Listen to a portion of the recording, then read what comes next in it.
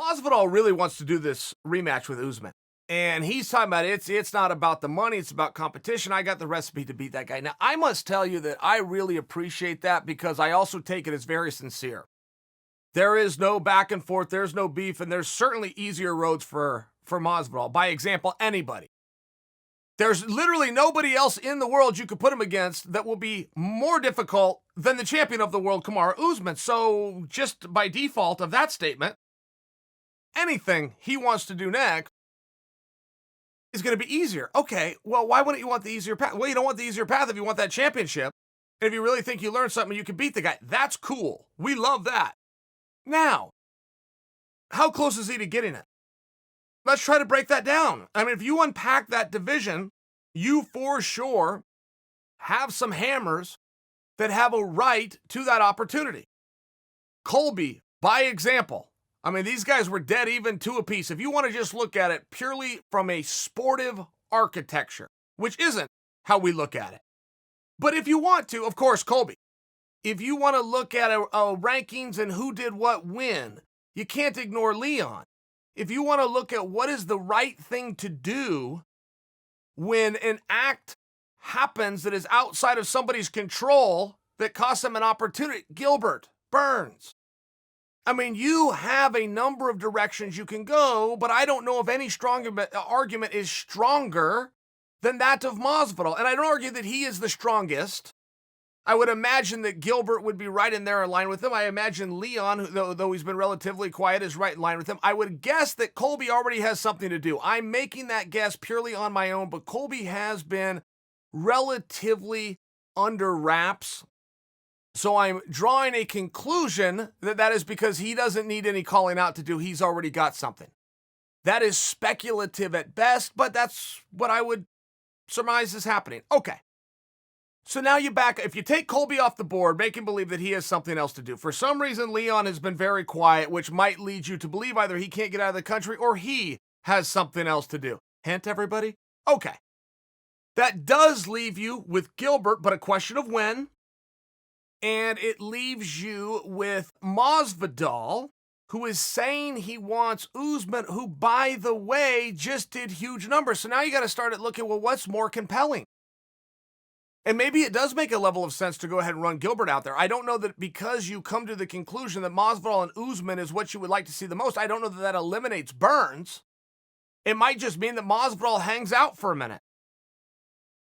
But it might not, and it does come down to what is it that you want to see. I mean, guys, listen, if you have all these pieces on the table right now and you start making your arguments, you go, hey, Chael, stop right there. This is a bunch of garbage if Gilbert doesn't get that shot. Or you go, hey, Chael, stop right there.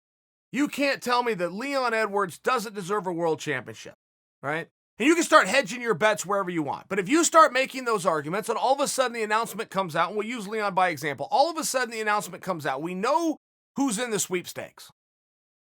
But the announcement and the decision gets made that it's going to be Leon versus Usman. Are you going to celebrate? Or are you going to go, oh, you're kidding me? We could have had Masvidal. Masvidal said he wanted it. Masvidal said he would do it. And it went to Leon? I'm just asking a question. I'm not answering a question. I'm asking you a question because being compelling and being interesting is very relevant. George Masvidal wanting to do a fight while being the sitting reigning BMF against Usman, Usman saying he wants to do the fight while being the sitting reigning champion. I don't know that you can just turn your back on that because you're looking for parity. Parity certainly has a place, but it seems as though the gap of interest is pretty wide. And I don't know that I'd want to be the one to state that gap for you. I think you guys all know in your own minds and your own hearts. And I also think it could be very mean if we start to list the order of interest that some of the likely suspects have.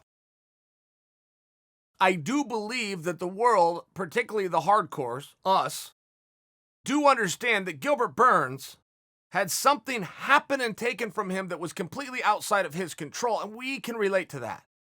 We would not want that to happen to ourselves, and we don't want to see that happen to him. Okay. What do you do with Masvidal in the interim? And perhaps the answer is nothing. I've always wondered why we haven't resurrected that BMF title and brought Conor up for it, because Conor went to 170 to go after Masvidal in the first place, but that's a whole separate topic. Whole separate topic. I'm just trying to break down what do you do at 170 right now, particularly now that Masvidal has lost interest in many other things. Masvidal was very interested in Conor McGregor. He has lost it. He was very interested in Nate Diaz. He has lost interest. You might be able to get that interest back, but that would be incumbent on Conor or Nate Diaz to get that back from Masvidal. As of right now, Masvidal appears to have his focus on Usman, and Usman saying, yeah, let's do it again. We did 5 rounds. You want to do 5 more? Tell me when. Okay. I mean, that seems to me like something you're going to have to look at.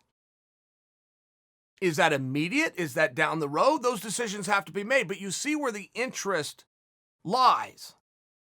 And it's very hard to just let something like that go, particularly in the wake of what we just saw. 1.3 in pay-per-view is ridiculous, and then you have Masvidal with a completely different opinion of the champ. Masvidal comes away and goes, yeah, you got me. Judges had this one right. You won a whole bunch of rounds, and I did it. I get it. But I also didn't have a training camp. I also wasn't prepared for you. Oh, and by the way, I just learned a whole lot about you. I mean, that's a compelling story. I would ask, if you were to be on the side of another fighter getting that chance, what is that fighter's story?